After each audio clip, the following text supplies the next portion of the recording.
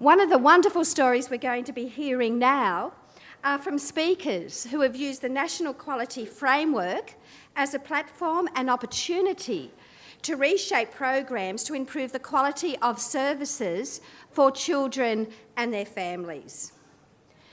These people are indeed writing stories for the future, with the children in their services benefiting from creative, inspiring activities with a sound educational basis.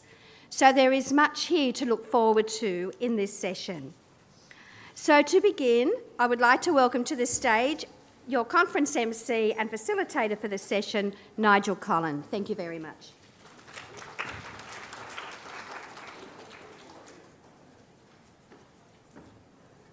Thank you very much, Pauline. Welcome, of course, to what I think is probably the most exciting breakout session to be happening at this particular time. So you're in the right room. And the reason that I say that, incidentally, is when I was a young whippersnapper at university, at film school, actually, one of my tutors said, "We are genetically engineered to understand stories." And I really like that because it's through hearing stories and telling stories that we really learn. And so obviously in this session, as Pauline said, we're not only going to learn things, but we're going to experience and we're going to get great insights from the story of our presenters. So here's how the session will work. We have 3 presentations, 3 stories to hear. And at the end of that, we will have enough time to open the floor to any questions that you have. I think it's really important to open up a conversation to be a two-way street. So at the end of the session, at the close of the breakout, we are going to give you an opportunity to ask questions that you have. And if you're a bit nervous about asking a question into a microphone, you can use the app and send the questions through in the app. So I urge you to take notes, to listen intently, and anything you do want to know, please ask the question. In fact, I think I've got one quickly. Was that a... I'm having trouble with the app. Could you just go through that one more time? The app, if you go to the App Store, to Show Gizmo, I think it is, and download it, it will ask you to log in. When you log in with the password ACECQA 13, and then it will take you through to the session notes. If you can't get it done in this session, don't panic, because we should be listening to the stories, but we will give you the opportunity for questions at the end. So look, let's move on. Would you please welcome to the stage, we have a dual presentation, if you like, or one story told from 2 points of view, I think. So would you please welcome to the stage both Lynn Rutherford and Stephanie Mostert from Gowrie in South Australia. Good morning, everybody. Thank you for joining us today. We're really excited that you're all here, and we look forward to sharing some of our journey with you. You'll have to excuse Steph and I if we sometimes look like we're reading our information. It's because we have a really tight time frame to get a lot of content in, so we might occasionally be looking down. First of all, on behalf of all the speakers here at this session, we'd actually like to say that we really appreciate the opportunity we have to present here on the traditional lands of the Gadigal peoples of the Eora Nation. Steph and I would also like to acknowledge that we live, work, learn and play on Kaurna land in South Australia. My name is Lynn Rutherford and I am the Children's Program Leader at Gowrie, South Australia, and we're just going to give you a little bit of context about that in a moment. I work full-time in these programs, and I actually oversee the preschool and long day care programs in particular, as well as having my hand in a few of the other community parenting and training programs. And my name's Stephanie. I'm a team leader of one of our integrated infant and toddler programs, which is what we'll be sharing with you about today. So Gowrie SA was officially opened in 1940. We've had a really long history of education and health programs. Our current way of being is that we have a long daycare centre for children from 6 weeks through to school age. That also includes a government subsidised preschool program for children in the year before school. We have 2 sites. One is located, well, both of them are actually located in inner suburbs in Adelaide. So one is called the Theberton site, which is the original site that was opened in 1940, and the other is the Underdale site, which became a Gowrie site in the 80s. So each site, as I said, mentions off long day and kindy programs, and that's actually the programs we'll be talking about to you today. But we also offer some community programs, parenting programs, and adult training as well. So as you can see on the slide, we have 112 children attending each day between roughly 6 weeks through to school age at our Theberton site, and they are across 6 different rooms, so 2 rooms for kindy-aged children, 4 rooms for children under 3. And then at Underdale site we have another 50 children attending each day, and they're across 3 rooms, so 1 for older children and then 2 for the younger children. We've actually been implementing primary caregiving since 1996. It's a strong part of our relationship-based and attachment programs.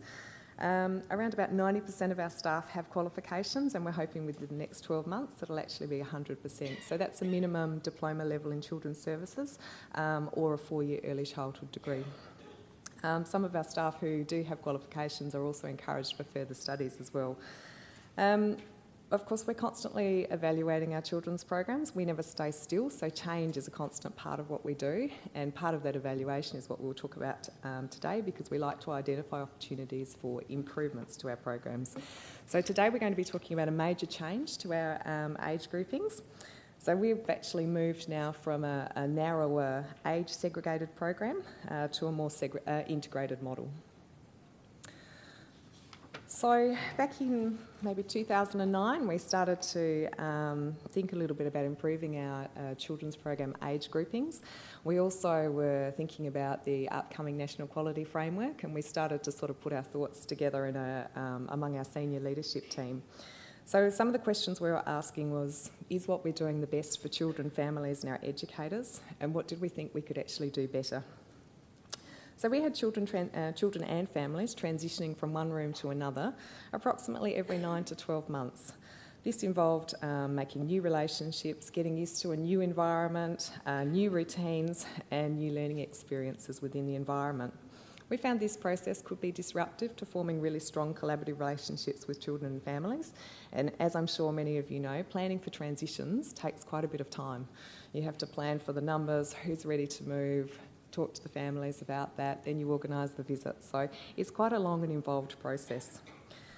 We also found in some of our rooms that children who are at the similar ages and stages of development didn't necessarily matter how high our ratios of staff to children were. We found that lots of needs had to be met at similar times. So just in thinking about our older toddler room, we had around 20 children between 2.5 and 3.5 years of age. We had 3 full-time staff and a part-time staff in that room, but it always seemed very, very busy. Lots of spot fires being put out, children competing over the same sort of toys and games, developing their social skills at similar times, you know, not many children learning language and social skills of being kind to one another and sharing. And so it always felt really, really busy. And this was one of the catalysts, I think, for our change. So as you can imagine, in that kind of busy environment, we had staff who felt busy all the time. It could be sometimes, some days were quite stressful. And so we had to listen to what our educators were telling us as well. So in thinking about children's best interests and their sense of belonging and well-being, we had to consider how we could improve their experience through more consistency in relationships and spaces. The process to change our programs was not a quick one. We took about 18 months of thinking time, really, and researching time. So we needed to, 1, decide if a change to our programs would be of benefit to children and families and educators. We did an extensive literature review. We thought about other programs, what people were doing here in Australia as well as overseas. We had to do a lot of consultation with our families and our educators. So we didn't want to just say we've made a change to our programs and you kind of have to follow along. We actually wanted to get the buy-in from those families and children because it was really important. And our educators, of course, were key to making this work. So we actually held, we sent out surveys, we held several focus groups, sometimes just for educators, sometimes just for families, but often they were mixed focus groups as well, so we could hear each other's thoughts and ideas. We also arranged a visit to the Gowrie Centre in Victoria because they also offer a similar model of integrated programs. The consultation really enabled families and educators both to share what we thought the potential of such a change could be, but also to talk honestly about what we thought the challenges would be. And in hearing and understanding those challenges, it meant we could actually plan for them in advance of the change. So the process was important, but it was also really specific to our context. So sometimes when I talk about this change, I hear people say, you know, oh, tell us how to do it. Can you share all the information that you have? So they just want to do it too. And I had somebody say, oh, our baby numbers are really low, so we want to change it in 2 months' time. So I guess we always try to make a caution that says that kind of change is a major change, and it actually really has to be specific to your service and your family. So we can't hand out a recipe and expect that it would work the same everywhere. But we're really happy to be able to share what we have learnt from the process and how that went. These were some of the key reasons that we had for changing. So in planning for both the National Quality Framework and also as part of our consultation and research, we identified some of the advantages might be fewer transitions for children and families, stronger relationships between children, families and our educators, the social learning opportunities that would occur, that there would be scaffolding of learning between younger and older children, that siblings could be together potentially in the same room, that it would provide a perhaps more natural context for children, perhaps a little bit more related to a family environment, and that we would be able to find our educators more responsive to children and their needs and routines. So fewer transitions we felt would really allow for the development of trust to form in the relationships through having consistency in educators and environments. Less time would be spent on preparation for transitions and settling children into a new room, which could be quite disruptive to their learning. Familiarity with the environment would enable children to feel more confident and to comfortable to explore and learn without that added transition stress. Stronger relationships between educators, children and families is of course always a key aim, and this program would really support this goal or change to our program. So families and educators would have longer to get to know each other and build those really trusting, collaborative relationships. And sometimes those relationships are now lasting close to 3 years. Smaller group sizes with a high staff ratio across the birth to 3 age range would enable children and educators to have more space to move around and explore together and would be similar to home environments. So what we did was we reduced the group sizes of our younger toddlers and our older toddlers. So our infant room was always set at around 10 to 12 children. Our younger toddler groups were around 15 or 16 children, then our older toddlers groups were around the 20. So we actually reduced all our group sizes so that there were only 12 to 13 children in each room. Older children we felt would actually learn to develop some really nurturing behaviours towards younger children. They would be learning social skills such as kindness, gentleness and empathy. The younger children's learning we thought could be scaffolded by the older children in the room. As they heard words and language a little bit earlier than maybe they would if they were in an infant room, and also watch them in their play. Siblings, cousins and families could be together if families chose this option, especially when families have their children only 1 to 2 years apart. And of course, in having children of different ages, we felt that it would be easier to meet their routine needs as these are spread across a day. So this is just a rough idea of what it looked like before. So the top table shows you, it doesn't have the 2 kinder groups, and this is actually depicting our Theberton site. So we would have the babies in one group, around about 10 to 11 children per day with 3 educators. In our second group, we had our younger toddlers. There are about 15 to 16 children per day with 4 educators. And then in our older toddler group, there were around about 20 children per day with 3 full-time staff and a part-time staff. And then we had 2 kindy age rooms, which were for children between 3.5 and school age. When we integrated the groups, this is what it looks like now. There are actually 4 groups at our Theberton site, and they all contain children under 3 years of age. And that age range is staggered, so we might have 1 or 2 children or 2 or 3 children under 1 year of age. We have another small group of children who are between 1 and 2, and then another small group of children who are between 2 and 3 in each room. And they have 3 educators every day. And then we have our kindy age groups, which have remained virtually the same, so they're now 3 to 5 year olds with about 20 to 30 children per day and 3 educators. Okay, so you've heard about our reasons for change, and now we're going to share with you what we're finding now that we've had that change for about 2.5 to almost 3 years. So as a part of our accountability for this change, it's been really important for us to continue our consultation with families as well as with educators. So that's still an ongoing process and something we'll continue to do to really refine our program and find what's best for both families and educators. We found that this change to our programs have supported educators and families to develop stronger relationships, thus improving on many elements in Quality Area 5, relationships with children. And this has also supported our primary caregiving practices, and I can speak from experience saying in the old model, we would just be getting to know a family and then it would just about be time for them to transition again. But with our new model, having families with us for 2 to 3 years means we really can have a deeper and more quality relationship with them, which of course impacts on our planning for children as well and providing them with the best learning environment that we can. Each infant and toddler room only has 12 to 13 children with 3 educators, which supports many elements in quality area 4 staffing arrangements. As also Lynn mentioned, most of those staff are qualified or above that.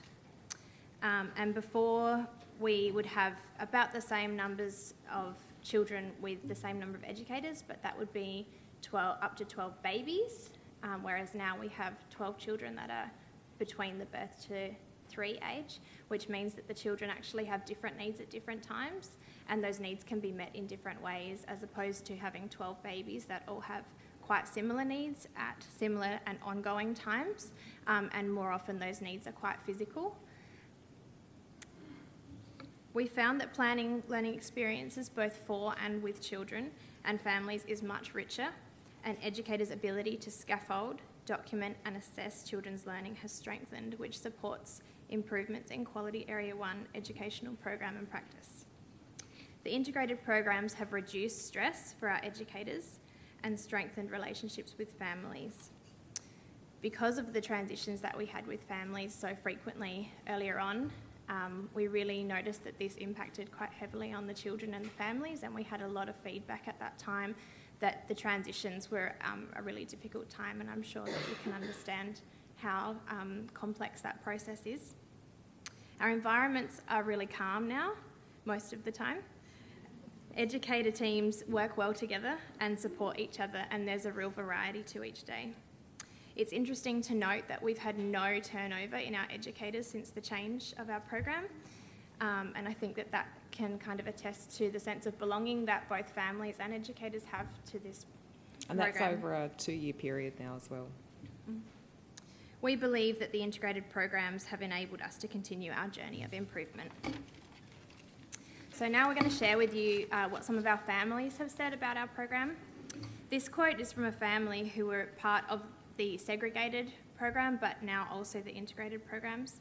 They had some concerns, both from mum and dad, as to how the change would work for their children. But after 2 years, as Tom heads off to school, this is something that the mother took time out to email and share with us. So she says, "We've found the change to the integrated infant toddler program immensely beneficial to our family. Tom and Chris have benefited from sharing friendships and experiences together, but also from learning from much younger children at times in much more diverse environment. Tom has flourished at Gowrie. He is far more confident, has a strong sense of himself, care for others, and is totally prepared to leap into this next phase of life." Other things families are saying about the programs is that it brings out the best in their child as they develop into an engaged and caring individual, stimulated and nurtured by their environment. This was from a family with a child about 18 months. Families have also said that they have a really great relationship with their primary caregiver and other staff across the site as well. They feel confident and happy within the centre, and children have the chance to be around babies, which helps prepare them for the arrival of siblings. Educators have found that children's play is more complex, and older children are helping younger children, which really gives them the opportunity to learn about empathy and have opportunities to have a go at that as well. Move on to the video. It might be worth just noting that not everybody, of course, was enthusiastically adopting the change, so we did have to do quite a bit of work. But the fact that we gave people an open voice to express those concerns and anxieties, even after we changed, we still had a couple of families who were still feeling a little bit anxious about it, which is why we particularly chose this quote, because this family really expressed that she was concerned about this change.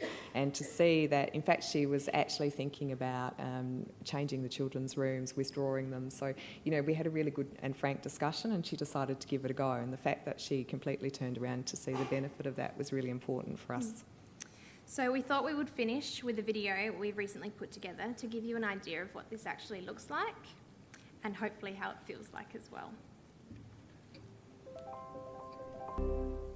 So what you're seeing in the video is children who have entered that room any time from maybe a few months of age up until around about their 3rd birthday. And around about their 3rd birthday, we talk to the family and ask them about whether, they feel ready to transition to the kindy programs. Some children don't. They might stay there till they're 3.5 or so. Many children do. Their families feel that they're ready. But you would just see a group of mixed age children there who are interacting and having a great time together in their learning. That concludes our presentation. We thank you for coming and listening, and we'll be here for the rest of the conference, so we look forward to your questions.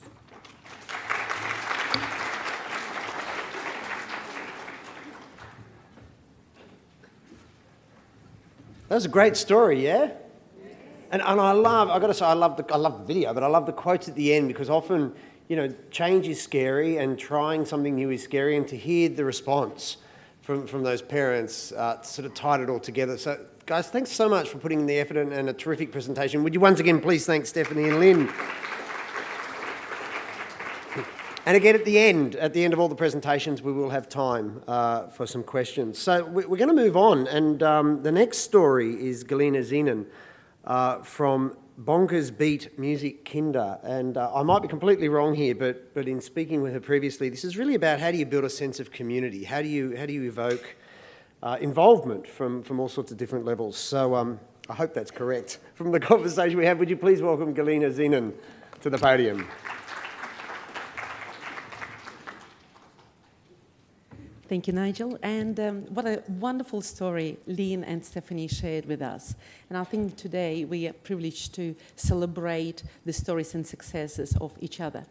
And I would like to invite everyone to celebrate just today, because today is very special.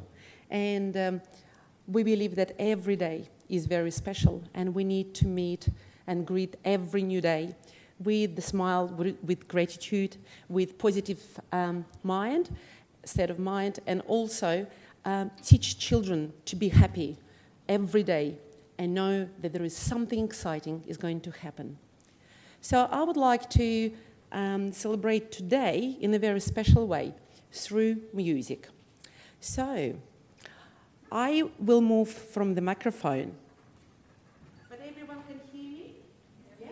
Fantastic. I would like you to say after me. My turn. Are you ready? Let's celebrate. Let's celebrate. Let's sing and play. Let's sing and play. It's music time. It's music time. It's Bonkers Day. It's Bonkers Day. Let's spread the word. Let's spread the word. Can you use your hands? Thank you. You're wonderful. Can you use your hands? Let's spread the word. Let's spread the word. Around the world. Around the world. Music's fun.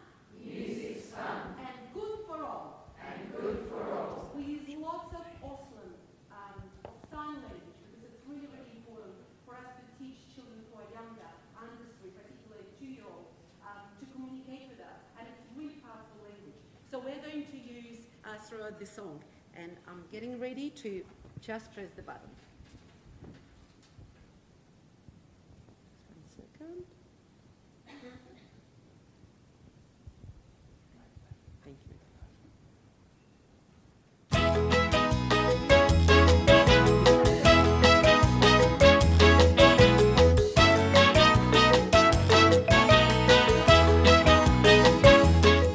Let's celebrate. Let's celebrate. Let's sing and play. Let's sing and play. It's music time. It's music time. It's Bonkers Day. It's Bonkers Day. Let's spread the word. Let's spread the word. Around the world. Around the world. Music's fun. Music's fun. And good for all. And good for all. Wave and smile, sing hello. When a friend you meet, shake hands, sing hello. That's the way to greet. Wave and smile, sing breakout. When a friend you meet, shake hands, sing breakout.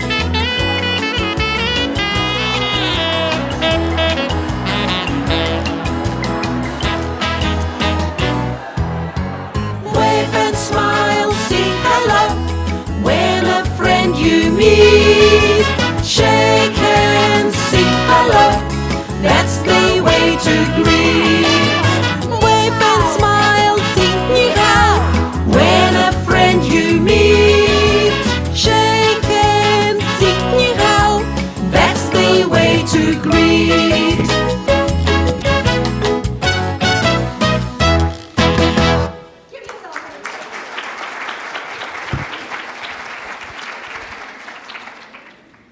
Wow, you are fantastic singers. Well done.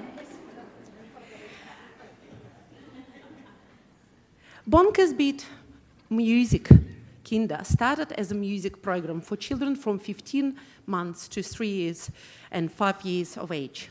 And then it grew into sessional kinder with offering 15 hours of kinder program with a kinder teacher over 1 week. And it's all started in 2007 in Brighton and Melbourne. Our philosophy was very simple, and always we believed that respect and love for people, for nature, for living creatures, for environment, very important. And also respect for ourselves. Knowing who we are and sharing our identity and learning from each other is really, really important. In 2010, Bonkers Beat Music Program, and then in 2011, Bonkers Gym Wellbeing Programs were selected by the Department of Education and presented at the Innovation Showcases in Melbourne.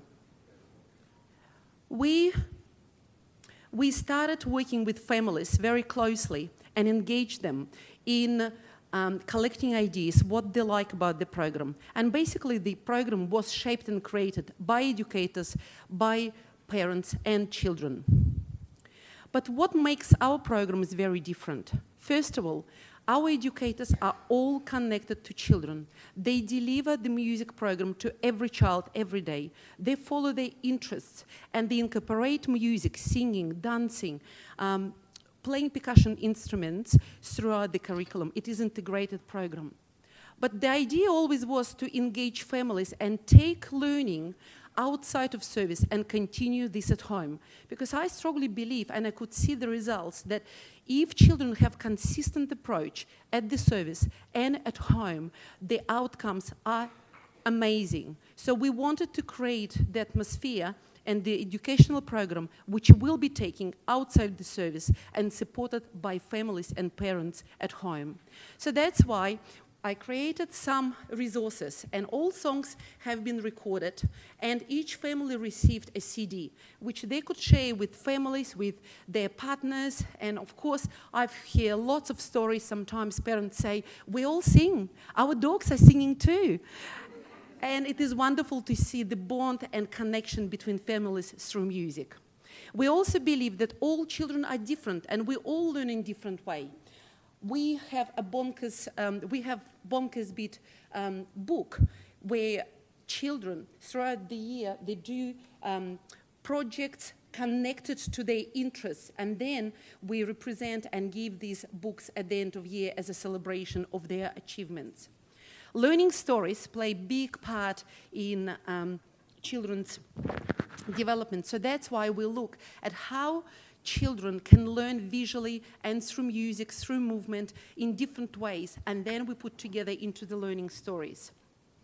I love technology, but I also believe that spontaneous singing, making music is very, very important. So we can't always rely on technology. And that's why another resource has been created. It's called Old Favorites with the Bonkers twist. And it's basically just transitional songs, old traditional songs with new songs, new lyrics, which children can use every day as part of the routine. Instead of asking children to pack up or go and wash hands, our educators sing.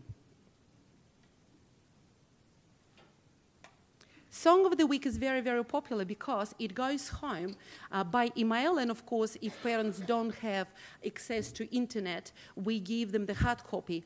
But I receive lots of emails, and people say, Sarah just came home and she keeps singing the tune of Incy Wincy, but she's washing hands. When the lyrics coming home? So we believe that move from one activity into another activity is very important. As Carolyn Phillips said, linking familiar songs to new information can help imprint information on young minds. And that's why we use all traditional songs every day throughout the day with children. Songs of the Week, not only idea to share with parents what we do, but actually teach them as well about EYLF, about national quality areas, and how educational songs and materials can be connected.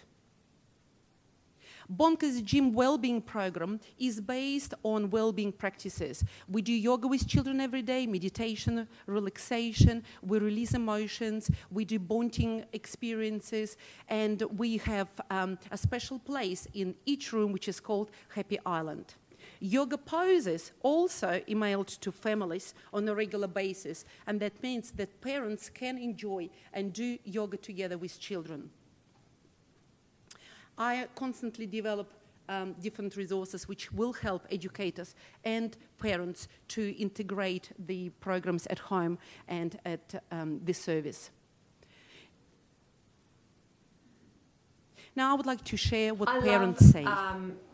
That Molly is at Bonkers because we have this music and we get to connect with what she's doing at home, as so then we get to connect with the service as well. Which makes us feel happier to know what our child is doing. And what I really love is that Bonkers Beat involves music in every single day that my child comes here. And when he comes home and we can put the music on, his eyes light up and he starts doing the movements and the actions and he tries to get us involved, and it's just beautiful. So the Bonkers Gym and Wellbeing program has been really fantastic as well. Thomas is initiating yoga poses at home, and I certainly don't even initiate yoga poses. So, and I've found that since he's been doing that, he's a lot more relaxed and a lot calmer from the child that he used to be. When my eldest child was here at Bonkers, when he was much younger, it was nice to be able to come to the centre and already know the songs because I've been playing the music at home with Riley. I think Riley enjoyed it that I could come into Bonkers' environment and join in with the teachers and the other children and sing with him, and I think he got a lot of pleasure out of that. And this resource is so good because we get to, the whole family, we get to enjoy the music that our child listens to at Bonkers Beat, and we feel like part of the Bonkers family and they feel like part of our family, and we're doing the same at home and at daycare. It's great. As you can see, we have very passionate parents as well.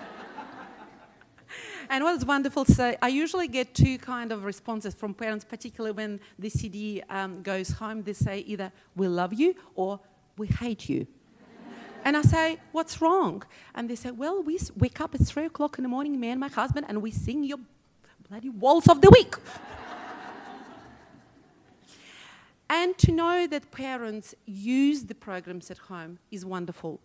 However, we always wanted to take our relationship with parents to the next level. It's not only dropping off children and picking them up, it's really build the relationship when parents are engaged and they contribute.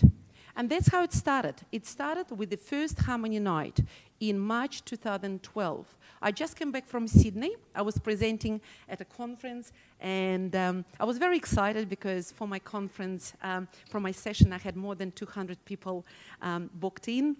And it went really, really well. I came home to Melbourne and I sent an invitation to the Harmony Night. So who would like to guess how many parents did turn up for our first exciting Harmony Night event? Any guesses?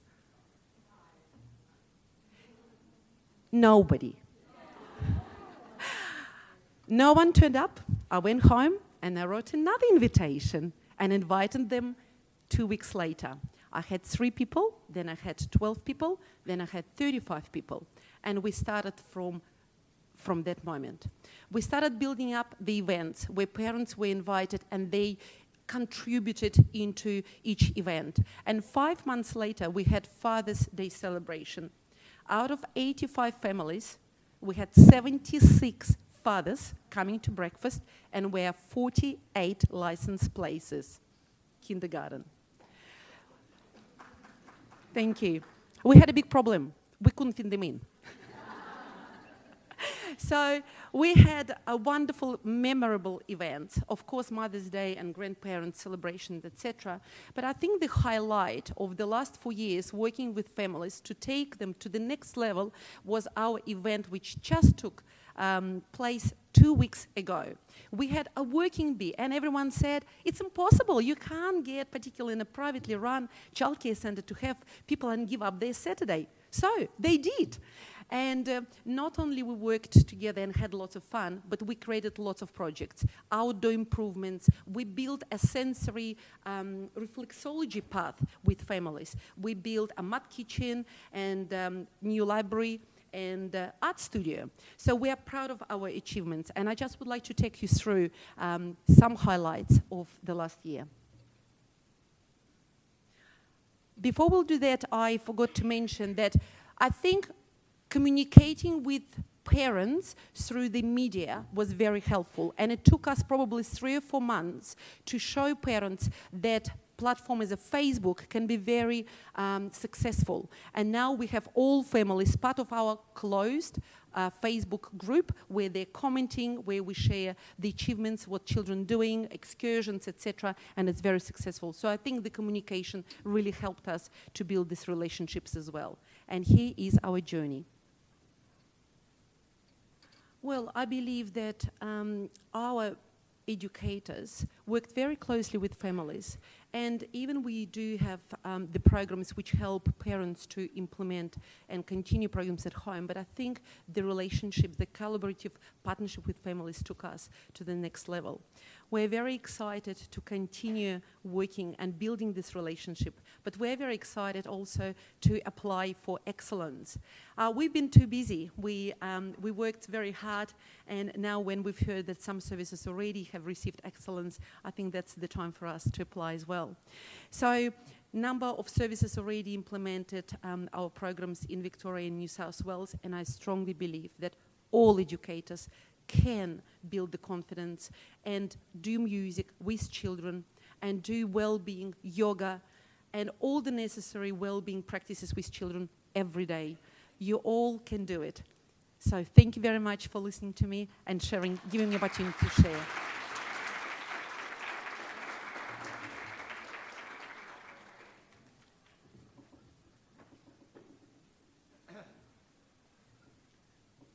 That was pretty cool, yeah? Hey, is it just me? But when you got us all starting to sing, did anyone else feel slightly uncomfortable? But at the end of it, you were kind of in there. Isn't that amazing? Like, story's one thing. Story with music, that's pretty exciting. Galina, thank you very much. Would you please give Galina another round of applause? So we're moving on to another story at the moment, and this time Ellen Newman from the Hunter Institute of Mental Health will be coming up to the stage. And her story evolves around the resources for mental health and the support there. And again, a slightly different story, a very important one. So would you please welcome to the podium Ellen Newman.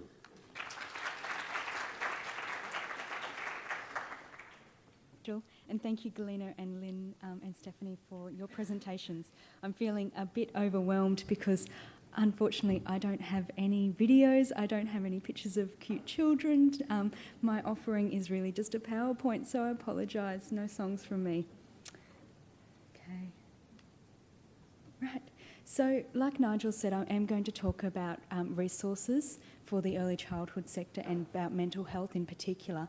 And I thought that it would be nice today to drill down a little bit deeper into some of the work that we do and specifically talk about partnerships. I just felt that it might be nice for you to have something practical that you could take away from today's session that would go back and inform your practice when you get back to the service. So, like Nigel said, I work at the Hunter Institute of Mental Health, which is a not-for-profit business unit of the Area Health Service up in Newcastle. And we work on a range of different projects to do with mental health promotion, prevention, early intervention, suicide prevention. And I am lucky enough for the last 4.5 years that I've been able to work on projects specifically around early childhood and more specifically about early childhood educators and that the role that you have in promoting the mental health and wellbeing of young children in your services. Okay, so just a bit of background about, I suppose, some of the work that we've been doing recently and some of our success story. So last year, the Institute developed a report which was called the Children's Mental Health and Wellbeing Exploring Competencies for the Early Childhood Education and Care Workforce. But I would like to just call it Stage 1 today because that's quite a mouthful and I will never remember it. So Stage 1 of this report, this part of work, focused on looking at what was already happening in the early childhood education and care sector around mental health and wellbeing, and this included what was happening in pre-service and also in services. So the team did a lot of consultations. So they rang educators, they talked to educators about what they were doing, they talked to people in TAFEs and universities and private training organisations about what they were teaching in mental health and wellbeing, and then they also talked to mental health peak bodies and early childhood peak bodies like ACECQA. And from that they then developed, looked at sort of the literature, what research existed, what does the evidence base tell us, and where were the gaps in between those two things. So looking at what the evidence says is best practice, what's happening in the services, and where's there a gap and what can be done to overcome that. Okay. And so there was many recommendations that came out of this report.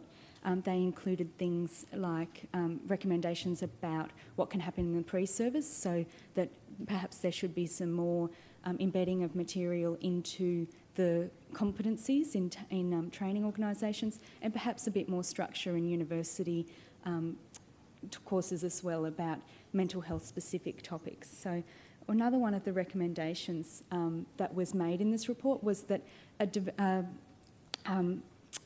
resource should be developed for the sector. So this was based on some of the findings of the report. So the report found that the sector definitely feels mental health is very important and that it is an issue that they should be working with and around.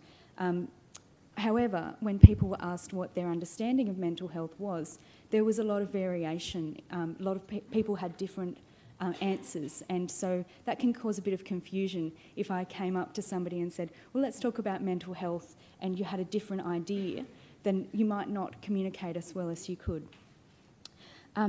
And the other really interesting finding of the report was that while educators actually are doing a lot of good practices that support mental health and wellbeing, they don't recognise the link. So they're doing the practices on the ground, but you had to sort of ask them, they weren't saying, oh, well, this is what we do for mental health and wellbeing. They would just say, oh yeah, of course we greet the parents and we talk to the parents about the child's interests and we integrate that into their learning. But they didn't see the connection that exists to mental health and wellbeing. So they were quite interesting findings of the report. The report also found that there were 5 areas where educators are doing this, where they are supporting children's mental health and wellbeing. And these 5 areas were the environment, social and emotional development, early intervention, partnerships, and professional practice. So out of all of that, they decided to take up one of the recommendations. So, sorry, I should say who they are. So both of these areas of work are funded by the Department of Education, Employment and Workplace Relations. And so you might know them from things like the EYLF. So they have decided to fund this work and we're implementing it. And the first stage of work was implemented in partnership with the Community Services Industry Skills Council, and this second part of work is being just done by the Institute in consultation with the sector, and also we have some peak bodies informing us and helping us along the way as well. So the second part of the work is developing a resource for the sector, which is going to aim at helping to bridge those gaps. So it will be a mental health literacy resource. It will help to develop a shared understanding of what mental health is, what it looks like in early childhood, and what it means for the sector and your practices. So helping you to create those links between practice and the mental health outcomes for children. And that is going to be called Connections.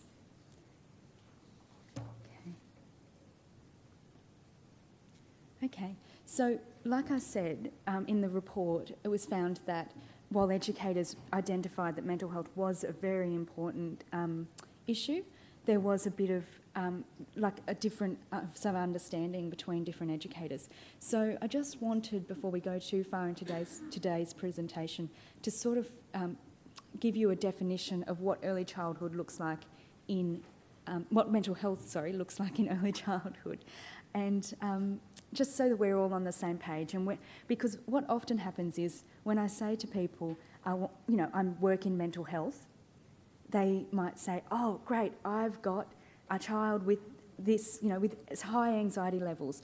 What can you do?" And they jump straight into what we describe as mental health problems or mental illness. And we really, when we talk about mental health, it is a strengths-based thing. So we really want to see it as a positive. And it does, yes, you can see from all those things up there, it is something that is a really positive thing. When you are mentally healthy, you're able to participate fully in life, and you're able to develop good relationships and regulate your emotions. But this looks quite different for a young child than it would for an adult, which is why we felt that it was important to develop a definition specifically for early childhood. So this definition is part of the report that was in stage 1, and you can download this from the DWAR website or from the Institute website, which I'll put up at the end. And there's other definitions that go in there as well.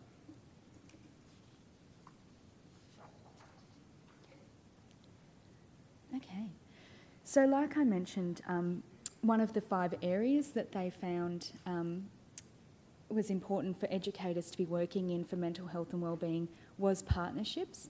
And I thought that given the 2 presentations that were before me, that this would actually tie in really nicely, because what Lynn and Stephanie were working in, they had to have a good partnership with the families, and they've actually said it helped them to develop better partnerships with the families now, that they're making a stronger connection and a deeper connection. And also what Gilana said, they're developing partnerships with families by getting families to do the activities at home and sort of creating that sense of continuity in care.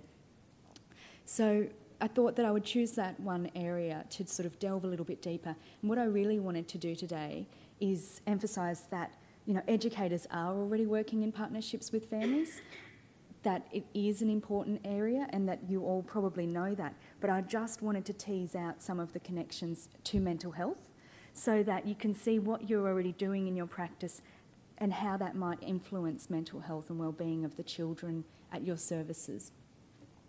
So one of the important areas that we see when you're working with partnerships with families is information sharing. And by sharing information, you're able to help the child to have a more consistent care, because the parents or families might be telling you information about how they care for their child, what interests the child has, and this helps them to be more settled. It also helps them to, feel more secure in themselves, and it could lead to better attachment with the service, because you're able to help them to feel more comfortable and connect with them at that deeper level. So information sharing with families can be really important for that. Okay. Sorry. So also working together is important as well, because it again creates that sense of continuity, but it can be helpful as well. Say, for example, if you had a child who's suffering with separation anxiety, then it is really important to work with in partnership with the families to help to make those separation times go more consistent, to have some strategies in place. You might need the families to bring in photos, to give keys, to do different things. You need to be working in partnerships to do those things. And when you do, that's going to have a better outcome for the child's mental health and well-being. So a lot of you are probably nodding and thinking, yeah, we already do this, but you might not be thinking about it in terms of mental health. You might be just thinking about it as a strategy of a way to help the child with that particular issue. But it can have a long-term impact. Okay, so we've got then effective communication. It's another aspect of working in partnerships with families to support the mental health and wellbeing of children. It's particularly important for this when a child is experiencing any emotional difficulties or might require some early intervention. So I'm going to talk about this particular item in a bit more depth in a moment. And finally, providing consistent and predictable and individualised care. So again, helping to reduce any stress or anxiety that they might be experiencing with this part. Okay. So effective partnerships will allow children to see adults working together and in a helpful and respectful way, and modelling this type of behaviour, that we would like the children to be adopting themselves, helps them to develop their social and emotional skills. These skills are ones that they will develop over time and help them to develop their own relationships and friendships. So they're good relationships now and later on in their lives through adolescence and adulthood.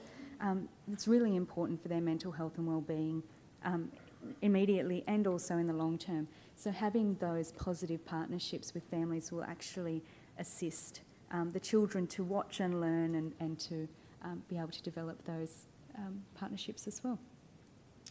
Okay, and finally, one that's probably a little bit, a nice feeling, but, working in partnerships actually has a benefit for the educators as well. It won't just make your job easier in terms of early intervention or any difficulties that you're having, but it also, makes you have better job satisfaction to know that you are working in partnership with families. Okay, so communicating with families. So I'd like to talk about this in a bit more depth because I think it is so important when we're talking about partnerships, because if you're not communicating with families, you're not going to build the relationship, which will then help you to work in partnerships with families. So it is very important, and it is particularly important when you're talking about difficult conversations, which is what I just want to briefly touch on today.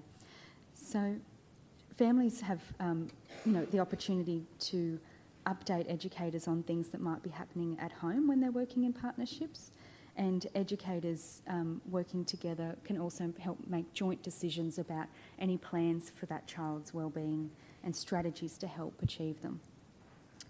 When educators and families are providing consistent care and creating a sense of security by adopting similar routines and strategies, adults will reinforce positive behaviours and enhance the development of social and emotional skills in consistent ways. So families are not always going to be open to difficult conversations, and there's been many instances where we're out doing consultations and people will let us know that they've had a child who's having some mental health difficulties, perhaps not settling, perhaps they're concerned that there might be something deeper going on, and they've approached families and the families have reacted badly. So I think that it's important to be prepared for these conversations.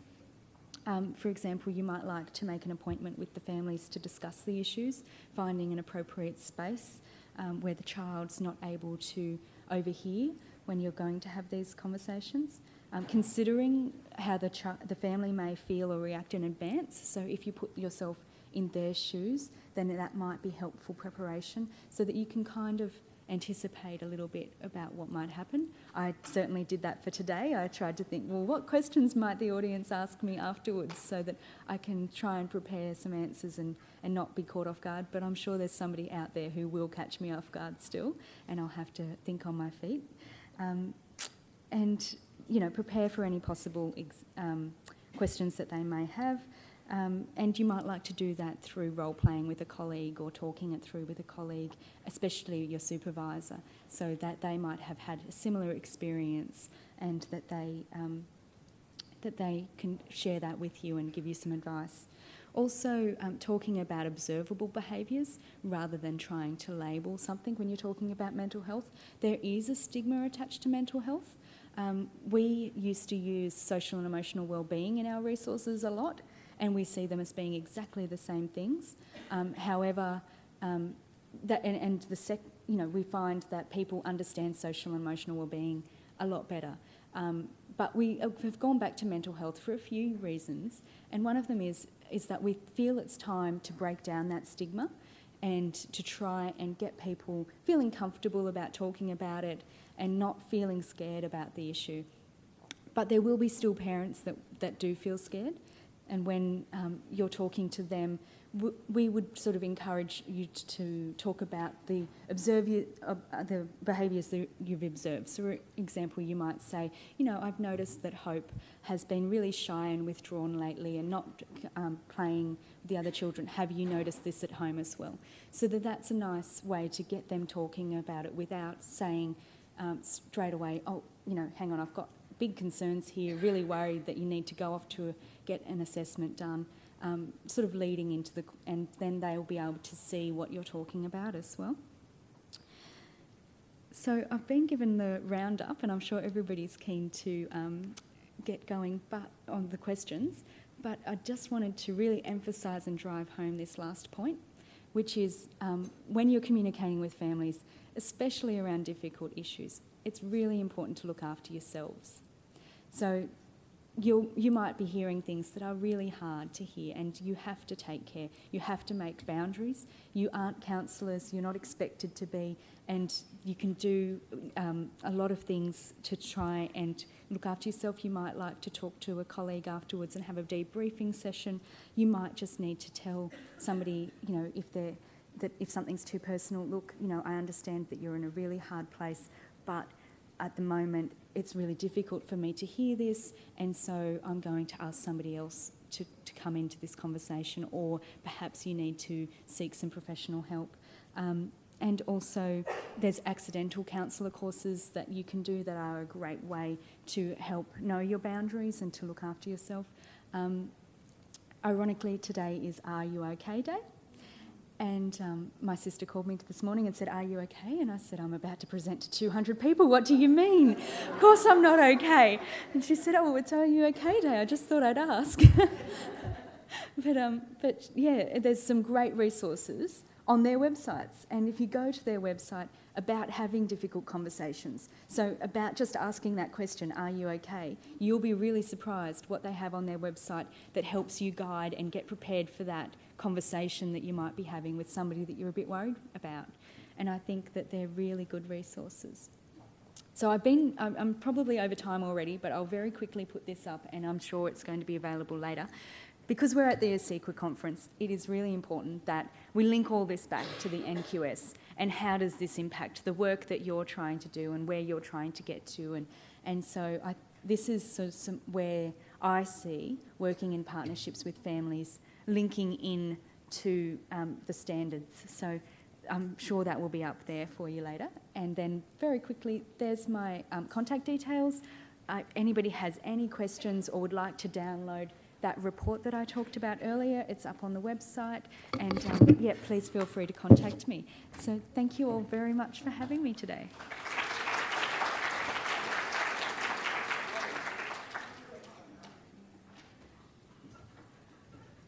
So thank you very much, Ellen. And maybe you didn't have a video and you didn't get us singing, but you know what? That was absolutely laced with really useful and relevant information. So would you please thank Ellen? Especially when there's a lot of people, we're looking for new approaches, looking for new ways of improving and reaching excellence. And so I really hope you took notes during those sessions. So I'd like to ask each of our presenters up to the panel and give you the opportunity of asking some questions in the last 15 minutes that we have. So once again, would you please welcome Lynn and Stephanie to the stage, Galina and Ellen. Please grab a seat. And We've also got, just so you know, we've got Catherine and Nahi roaming around. They've got a microphone, so if you do have a question, if you could put your hand up very, very high so we see it. What I'd like to do, though, is while the girls are just settling in and getting their head into that space, 30 seconds, just give yourself 30 seconds to either chat with the person next to you or to think about what it is you want to ask. What's something you heard that really grabbed you that you'd like to know a little bit more about? Rather, let's just spend some time now in thinking about what we want to ask, and then the questions that flow through hopefully will be relevant questions to everybody in this room. So just 30 seconds, quickly have a think about the questions you want to ask. You can send them through on the app if you want. Just do that, 30 seconds. Okay, fantastic. That wasn't quite 30 seconds, but by the volume, we don't need 30 seconds. I actually made an error. It's Naya, not Nahi. So I'm so sorry. I completely got your name wrong. I'm not very good, but I'm cheap. Okay, and with the questions, let's, in the spirit of obviously the theme of the conference and the session, so if there is a question out there about where can I get the report or where can I get a hold of some of the music, maybe that's best to approach everybody individually afterwards. So let's keep the questions, if we can, in line, obviously, with the theme of the conference. I think we had one down the front earlier as first up. If you could just let us know who you are, where you're from. Short questions, short answers. Let's get as many in as we can. Can you hear me? Great. Gotcha. My name is Tanya. I'm a preschool field officer from Wyndham City Council in Melbourne. My question is referred to you, Ellen. When you were talking at the end about that's a big thing for us at the moment. We are dealing with a lot of families with mental health situations, but around when it does become too much, and you're saying involving that third party, what's your suggestion? Like, I get particularly caught in the eye of the storm, so to speak, and end up, I just think at times you may get someone just go and hang up. Yep. So is this on? It should be, yep. Yep. So I would suggest that, you feel okay with saying to somebody that, yes, I understand that you are in a difficult space, but please understand that this is difficult for me. And also that, you don't just leave them hanging, that if you pass, that's why I was sort of saying get a third person in, because that way they do have support, whether that's professional support or a friend or a family member, that they still are supported, but that it's not falling to you, the burden, because it is a very stressful workplace, and it can get, people feel that they can unburden to you, and that's why I was saying that there's the accidental counselling courses as well. So basically they look at, they're really good. Lifeline have some, there's other organisations that run them, and it might be something that staff go back to their director and say, we really need some professional development around this. Basically, an accidental counsellor course will help you to have the conversations without providing counselling, so that you're not becoming a person of support, but you're still being respectful to that person, and also helping you to role play some situations where you can say, okay, this is not a discussion that I'm able to have. I need to look after myself. And it will, I think that that's the main thing. And also, educators should feel that they don't have to have all the answers. It's okay to say that you don't have all the answers. So, but nobody's an expert on everything. So you can take a rain check and say, look, I don't know, I'll get back to you, or refer it on to somebody else, to accidental counsellor. My 8-year-old's an expert on everything. Oh, that was a joke.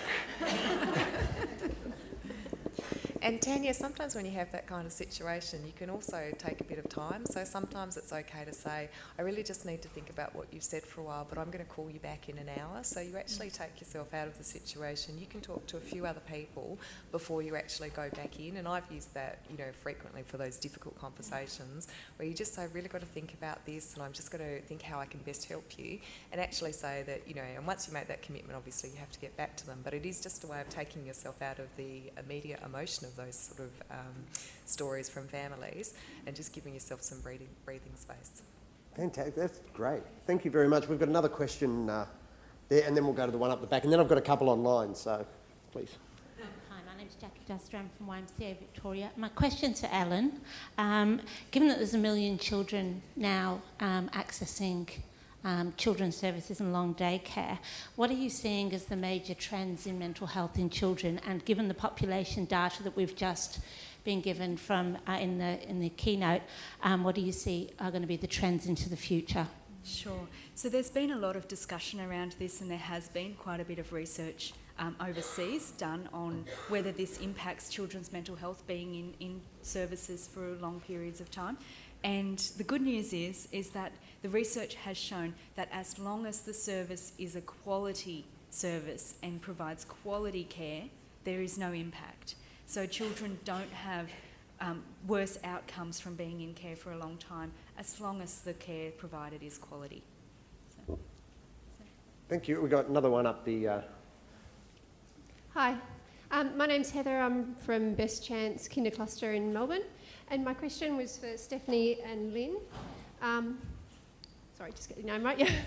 I'm really wanting to find out, what do you think was the most significant thing that you did, or successful thing that you did, to really get your educators committed and engaged in reflecting deeply and being prepared and to put in the time to go through a serious change process rather than doing it at a superficial level?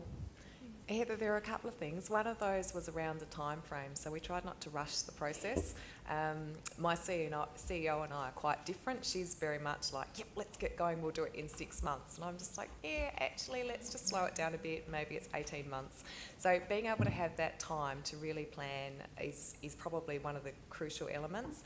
The other thing we did was we set up lots of opportunities for people to talk, and we didn't want to shut down the negative. So sometimes when you have an idea, you can get really precious about it. Be like, no, this is a good idea, don't be negative about this. But actually what we did was we gave them lots of opportunities to talk about challenges, and we phrased it in a way, whenever they talked about challenges, they had to talk about opportunities. So whenever we had a focus group, we talked, what are the opportunities, what are the challenges? So they always saw the two side by side. We did a bit of group problem solving, so we got people to write down what they saw as, opportunities and challenges. Then we got them to swap between tables, and we mixed up all our educators. We deliberately thought about the groupings of people so that we would get a really good balance of our educators together. And we got them to swap their challenges and actually talk about how might we go about solving these. So they actually started solving their own problems together in this sort of networked way. And I think those are probably the two major things around change. And once staff really started seeing the benefits for them, which was around that, reduced stress, that idea of, I'm not going to have 10 little babies all needing, nappy change and bottles and sleep, and I'm not going to have these 20 children. Actually, there's only going to be 12. So they could start to see the possibilities. So because we paced that over time, I think it actually really helped with the buy-in. And Steph, interestingly, was one of our sceptical staff, so it might be good for her to add something here. I was going to say, first hearing about the experience, I had originally worked in a baby's room, and I was terrified of that change. And I thought, well, this is the way that we've always done it, so we should continue to do that. But the communication between the idea holders and the other educators was really key in getting us on board with that. And it's actually been really helpful to go through the process because I can communicate with families really well now about the reasons that we have for the change. And I understand why we've had that change now. And I think having the opportunity, like Lynn said, to voice, well, I'm worried about this and I'm not sure about that and I have these questions, and actually being responded to rather than it being a change that was imposed and it was this is what's happening no matter what you think, but everything was taken on board and it was a consultation And so I think that was really key in educators really having buy-in into the change. Thank you. Just flowing on from that, we've had a question come through on the app, which is, did you have to increase the number of educators overall as the groups increased, I think the question reads. So what happened was we reduced 2 group sizes, but we wanted to maintain our overall utilisation because, of course, it's important for the budgets that didn't change. So at the Theberton site, we actually had to create an extra group of children. So another reason it took time was because we actually needed to work out the investment for that and how we created another room. Overall, when we looked at it, we had to add on an extra 1.5, like 1 full-time and a half-time educator in order to have 3 full-time educator positions across each room. And so it wasn't a major change. Utilisation, I think we changed by maybe 3 to 4 children, but either way it ended up that we actually came out even. So it worked out quite well as far as that goes. Great, thank you. Let's throw back to the floor. We've got one up the back row there, and then we'll come down and grab this one. So, Hi, I'm Jo from WA. I just want to know, did you do both centres at the same time, and what was the difference? I come from a small centre, so I'm interested to know how you transferred it into a smaller centre. It's a really good question. So we did do both centres at the same time, and part of doing a longer term change process was we actually started to massage the age groupings a little bit earlier. So once we knew we were going to change, instead of having a birth to 18-month-old room, some of the children started staying in there till they were 19 months or 20 months or 21 months, and sometimes that happens anyway, but we started doing that as regular practice across all our rooms. So we started to actually massage the age groups, so they were getting used to that idea of having slightly different ages without it being a dramatic change. Underdale and Theberton changed at the same time. There was one thing that we did well at Theberton that we didn't do well at Underdale. So Underdale was our smaller site. We left the same educators in their original room, and we changed the age groups. At Theberton, what we did was we actually consciously worked out every educator, and we worked out who had experience with babies, who had experience with older toddlers, who had experience with younger toddlers, and then we actually formed the team. So each person took their primary care group and became part of a new team. And I have to say that was far more successful than Underdale, where 6 months later we were still having comments about, actually this room still looks like a baby room, even when it changed to a birth to 3-year-old room. And so it took us much longer to get people's thinking out of the patterns of working with younger children and not really knowing what to do with older children than it did at Theberton, where we mixed up those groups and the experience people had. great. We've got time for just one other. So yes, third row back there. Thank you very much. Hi, my name's Trish Hanna. I'm from SDN Children's Services in Sydney. Hi, Ellen. Hi, Trish. I think I've got the tricky question for you, or maybe not. When will the resource be ready, and how will it be distributed to early childhood education and care centres across the country? Sure. So, thank you, Trish. At the moment, where the resource has been drafted and it is being reviewed at the moment, and then it will go out for some further consultation. So at the moment we're not working to a set timeline, we're sort of renegotiating the timelines at present, and it will basically be, I'd say in the next 6 months.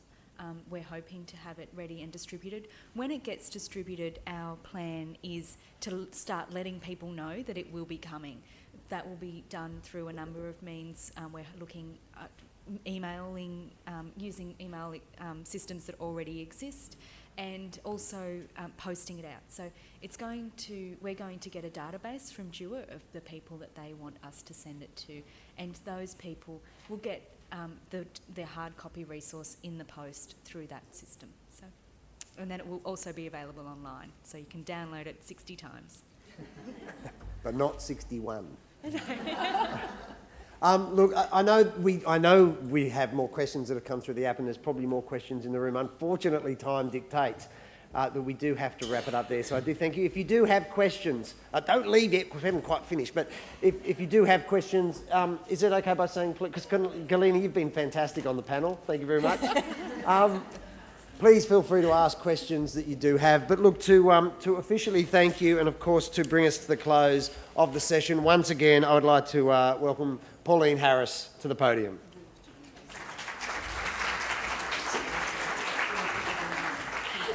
Thank you very much. I shan't detain us from lunch too much longer. But I do want to express, on behalf of ACECQA and the entire delegation here, our heartfelt thanks and appreciation for each of your presentations. Thank you to Stephanie and Lynn and Galina and Ellen. I think at the heart of all your presentations was indeed heart and, and head. And I'm reminded of what Mark spoke about in our keynote this morning, about how if we bring the head and heart together, people embrace. And your various ways, you talked about change, and you've talked about the importance of relationships in affecting change, or importance of relationships, in Ellen's case, in looking after all of our collective mental health and well-being. So thank you for that food for thought, a very appropriate phrase right before lunchtime. And I am sure that your stories will continue to inspire us all as you continue in the journey, and I know I would love to keep appraised of what those key developments are. So without any further ado, please accept the small tokens of appreciation that we have for your presentations today, and also note that ACECQA has made donations to the charities of your choice. Well, everyone, that concludes the first part of our day. I'm sure that you've enjoyed these presentations as much as I have.